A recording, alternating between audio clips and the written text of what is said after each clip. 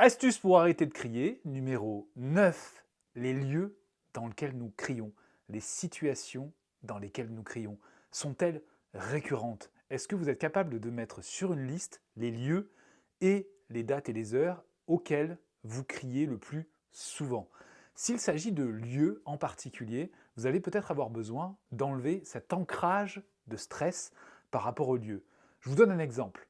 Quand le matin vous êtes stressé parce que vous allez peut-être être en retard, vous avez peut-être pris l'habitude de vous positionner à l'entrée et de crier pour dire dépêche-toi, dépêche-toi, on va être en retard.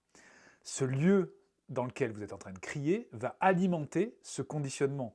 Ça veut dire que pour changer ceci, vous allez avoir besoin de faire plusieurs choses. La première, c'est modifier l'histoire par rapport à ce lieu, c'est-à-dire vous organiser de telle manière que dans ce même lieu, vous arrêtiez de crier, mais vous soyez plutôt dans un mode coopératif. Et pour cela, il va falloir peut-être mettre en place certaines choses pour anticiper le fait que ce soit dans ce lieu que les cris sont répétés. Peut-être se lever une demi-heure plus tôt le matin, ou encore afficher une liste de règles dans ce lieu, ou des photos de l'enfant qui est en train de mettre ses chaussures ou mettre son manteau, pour venir le motiver dans le suivi de ces règles et qu'il le fasse surtout en autonomie.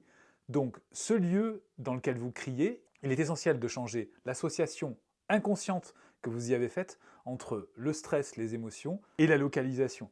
Donc prenez cette habitude de vous demander à quel moment et surtout dans quel lieu vous criez le plus et voyez comment vous pouvez modifier cette histoire pour arriver à multiplier des expériences plutôt positives dans ce même lieu pour en changer l'affect.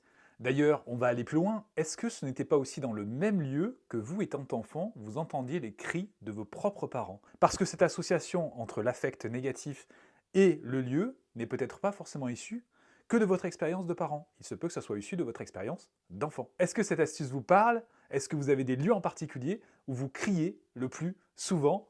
N'hésitez pas à commenter.